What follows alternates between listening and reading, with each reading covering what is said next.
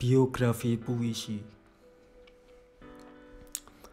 Mas, nanti kalau pulang dari kantor, aku titip bedak dan gincu. Wajahku perlu diralat agar memenuhi standar Federasi Serikat Dandan untuk menyongsong terbitnya purnama, kata Mariati kepada Patkur, kekasihnya, di seberang telepon. Dek, kecantikanmu sudah baik dan benar, tidak perlu direvisi. Mas, kita sudah berumah tangga sejak bintang-bintang baru dirancang, dan selama itu indeks kebahagiaanku selalu berada di zona degradasi. Tenang saja, Dek. Kebahagiaan dan kesedihan hanya persoalan pergeseran hidup.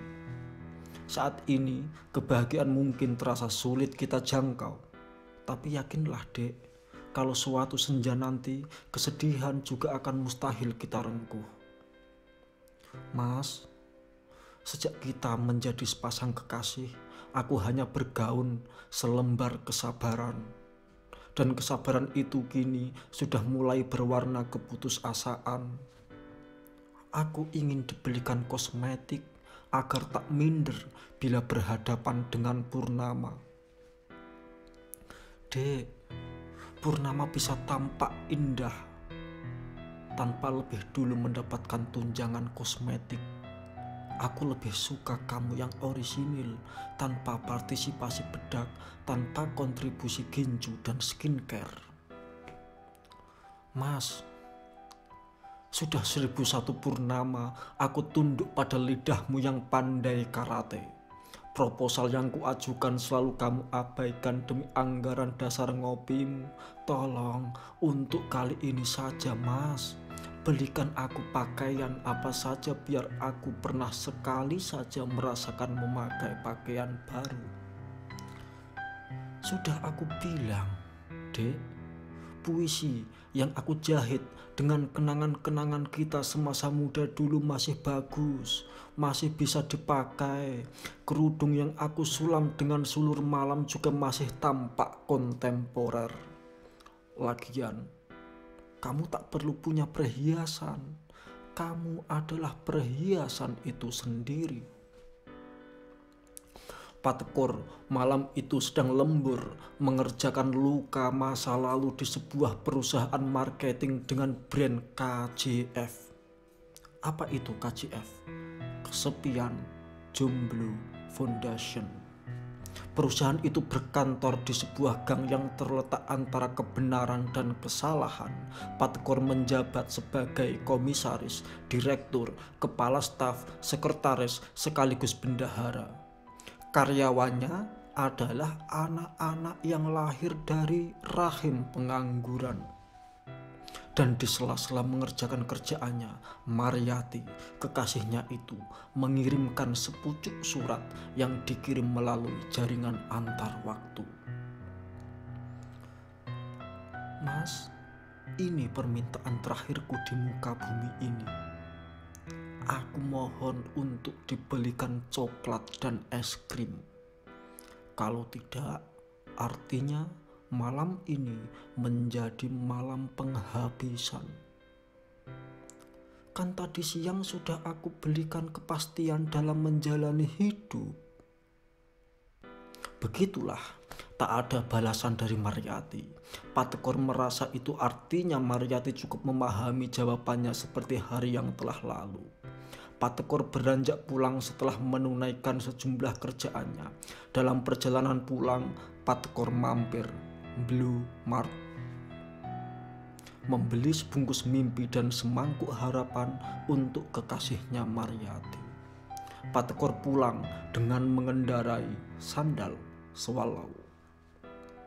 Menjelang sampai, Patkur terbelalak melihat rumahnya sudah rata oleh luka. Ia juga melihat kekasihnya sudah menjadi kenangan. Ia terperanjat menyaksikan Mariati tergolek di atas ranjang penghabisan. Patkur lekas memeriksa.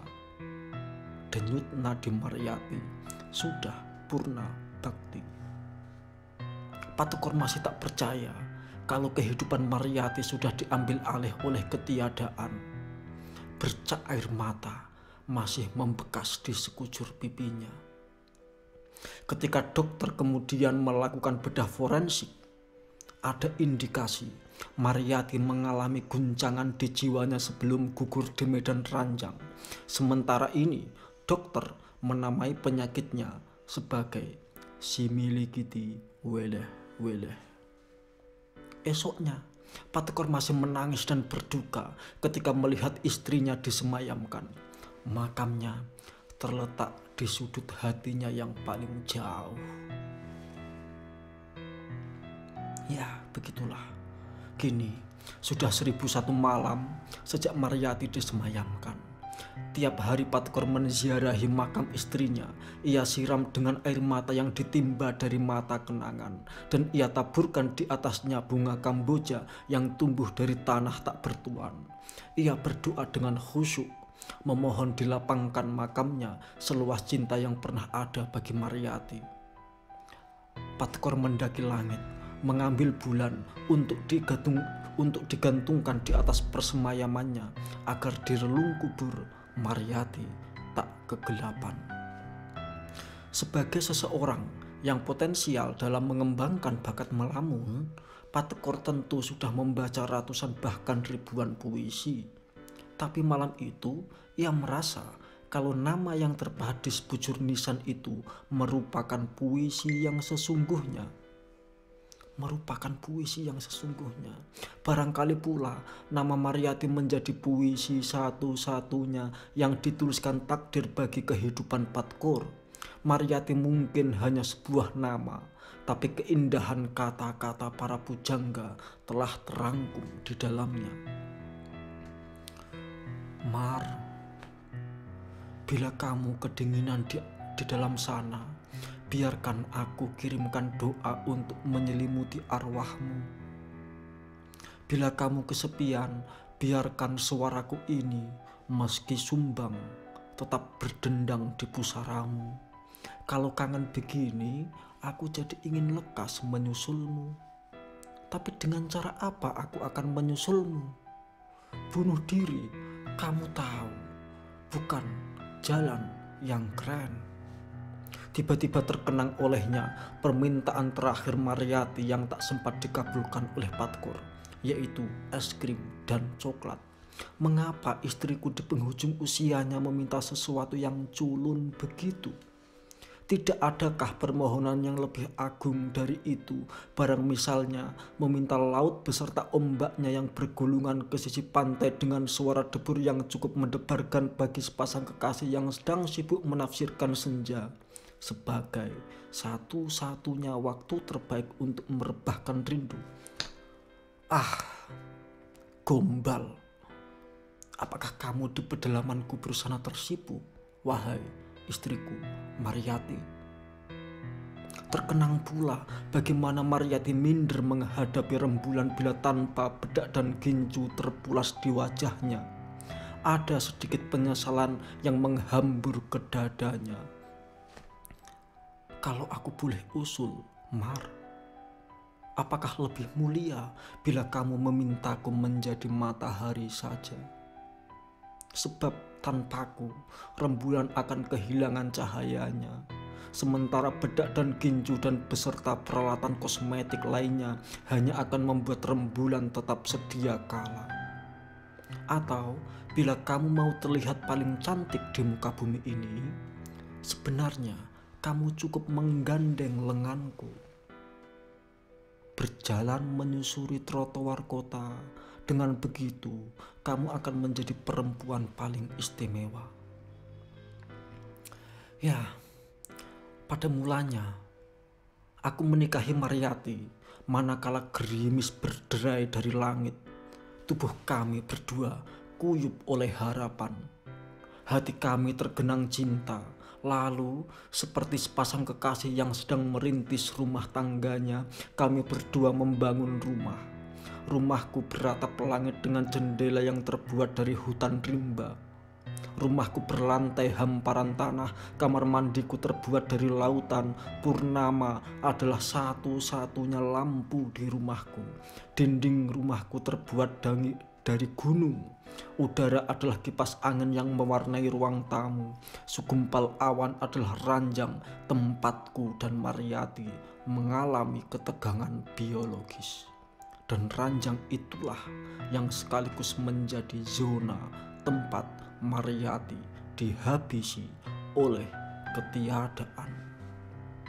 Di rumahku, ruang tamu menjadi kamar pribadiku, dan kamar pribadiku adalah ruang di mana aku biasa menerima tamu.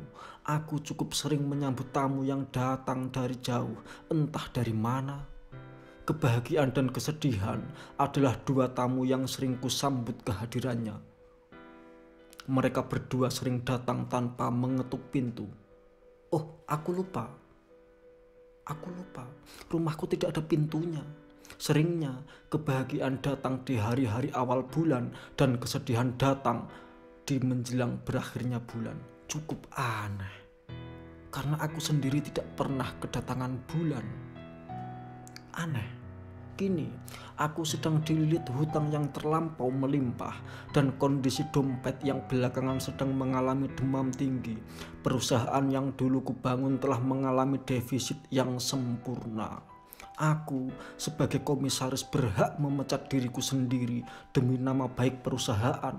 Anak buah bubar jalan tanpa instruksi dariku.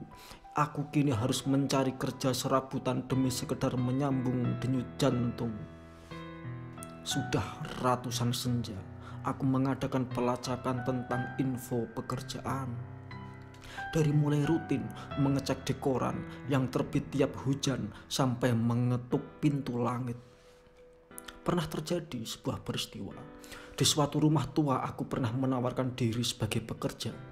Tapi belum sempat aku melamar, tuan rumah sudah mengacungkan jari tengah. Oh, aku lari terbirit-birit padahal tahu tidak sedang dikejar. Ya, sudah 263 rumah aku tawarkan tenagaku. Tapi rata-rata dari mereka menolakku hanya karena tubuhku yang lebih mencerminkan khayalan. Sambil menunggu ada yang menerimaku sebagai pekerja, aku memutuskan menjadi pemulung. Ini bukan perkara mudah. Aku harus melalui tempat di mana Mariyati dulu pernah di situ untuk memunguti bekas mimpinya dan barang milik kenangannya yang terbuang di tong masa lalu. Aku juga memungut obrolan janji para politikus yang tercecer di sepanjang jalan meski tahu harganya tak bisa dibuat untuk sekedar membeli tidur. Menjelang pagi, aku biasanya menawarkan hasil pungutan itu kepada bakul sunyi. Bakul sunyi kemudian menyuplai ke sebuah pabrik tanpa nama untuk didaur ulang sebagai cita-cita. Aku tahu prosesnya sebab aku pernah magang di pabrik itu. Aku berhenti dari memulung tidak berapa lama setelah ada yang menyaingi pekerjaanku sebagai pemulung. Ia mungkin melihat penghasilanku dari memulung itu cukup untuk mengisi waktu. Aku akhirnya memutuskan alih profesi sebagai pengangguran. Ya, aku memutuskan alih profesi sebagai pengangguran. Tahukah kamu, pekerjaan paling berat yang pernah aku jalani selama hidup di muka bumi ini adalah pengangguran.